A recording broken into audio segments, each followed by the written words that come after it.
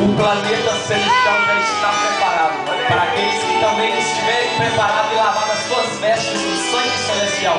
Se prepare, meu irmão, porque é chegada a hora final, que aqueles que estiverem preparados subirá para o planeta celestial. Aleluia.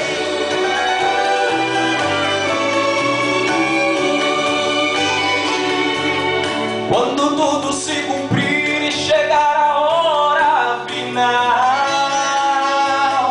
subiremos para o infinito rumo ao planeta celestial. Aqui nada mais importa, a nossa luta irá cessar. Maravilhas, a Deus. E lá nas mansões celestes eternamente vamos morar. Glória a Deus, aleluia. Aqui no planeta Terra sofremos guerras e dor. Existem desigualdades e tanta falta de amor. O homem com seu pai tirando a vida do seu irmão. Deus vai derramar sua ira com grande destruição. Mas quando isso acontecer, a igreja do Cordeiro já vai estar na glória. Essa é a promessa que o Senhor nos prometeu. Se prepare, meu irmão. Começa lavando as suas vestes no sangue celestial, porque subirá somente aqueles que estão preparados. Aleluia. Ação de Deus.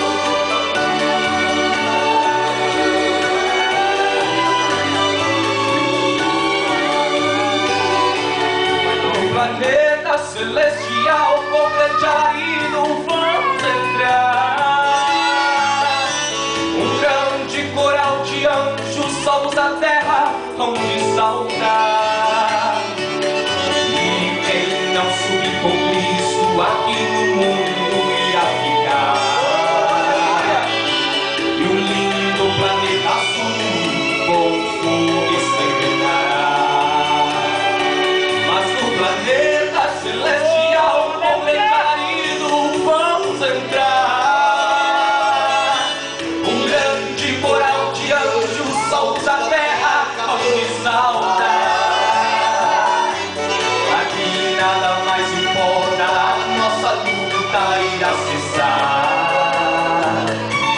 E lá nas mansões celestes eternamente